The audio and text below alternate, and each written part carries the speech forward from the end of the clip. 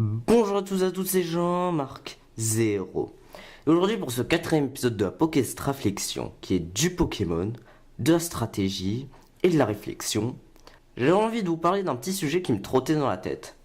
Car oui, maintenant que le méta de la CLG s'est bien mis en place, je me suis demandé un truc. Est-ce que le nerf de Flambuzarr était-il nécessaire? Ce titre-là n'est pas tout à fait exact parce que c'est pas Flambuzarr qui a pris un nerf, mais c'est son talent Helbourasque.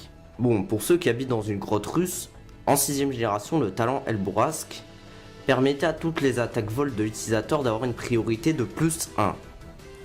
Ce qui permettait à Flambuzarr d'avoir un rapace prioritaire, une attaque de guérison prioritaire car oui, atterrissage est pris en compte également.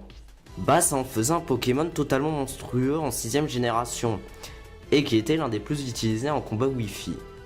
Malgré sa grosse faiblesse au piège de roc, bah il a réussi à se faire une grosse place dans le metagame. Mais là vint la 7ème génération où Helbourasque a les mêmes effets, mais un petit détail près, pour que la priorité soit prise en compte, il faut que l'utilisateur ait toute sa vie. Et à ce moment-là, on se dit que Flambuzarr est mort. Pourquoi ?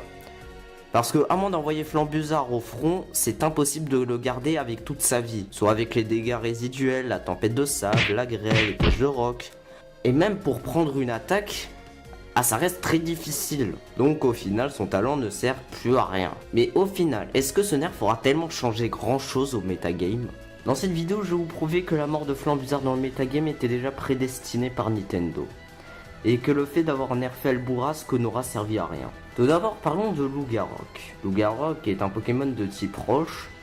Déjà, on se dit qu'il peut contrer facilement Flambuzarr, mais il possède l'attaque Vifroc, une attaque de priorité de type roche. Bon, déjà à ce moment-là, on sait que Flambuzarr va pas faire long feu. Et il y a un petit souci pour Lugarok, c'est qu'il n'a que 115 en vitesse. Et l'attaque Vifroc est une priorité à plus 1. Et Helbourasque est également une priorité à plus 1, donc là la vitesse du lanceur va rentrer en compte. Et Flambuzarr possédant 126 de vitesse, ça fait que Flambuzarr attaquera naturellement en premier. Après, le risque ne vient pas spécialement de Lugarok, mais ça peut venir du fait que d'autres Pokémon puissent apprendre cette attaque dans le futur. Ensuite, en 7ème génération, il y a certains talents qui ont été introduits, et ces talents annulent les priorités, telles que Prestance Royale ou Corps Coloré. Prestance Royale est détenue par Sucrène. Bon, en soi, Sucrène n'est pas du tout une menace pour Flambuzarr, voire même est une proie très facile. Mais le problème vient, comme avec Vifroc, du fait que d'autres Pokémon puissent avoir ce talent. Maintenant, passons au cas d'Anticris. D'Anticris aurait pu être un parfait concurrent pour être un contre viable pour Flambuzarr. Déjà, il a une résistance aux attaques de type feu.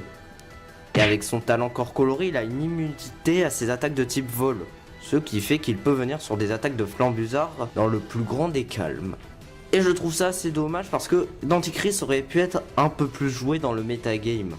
Bon, même si en soi c'est pas un Pokémon folichon au niveau des défenses. Mais il y avait de quoi faire à ce niveau-là et je trouve ça très dommage. Maintenant nous allons parler d'un Pokémon très spécial qui met en PLS Flambuzarr dans le plus grand des calmes.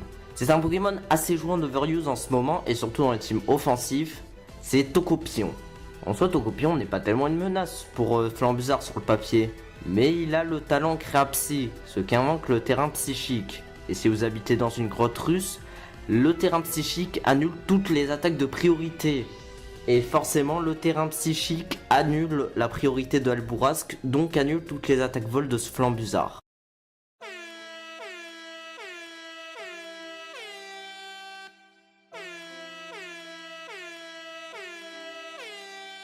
Admettons que l'adversaire est un Mouscoto en face de vous et que vous fassiez Rapace par réflexe, lui il envoie son Tokopion et votre Rapace ne sert à rien.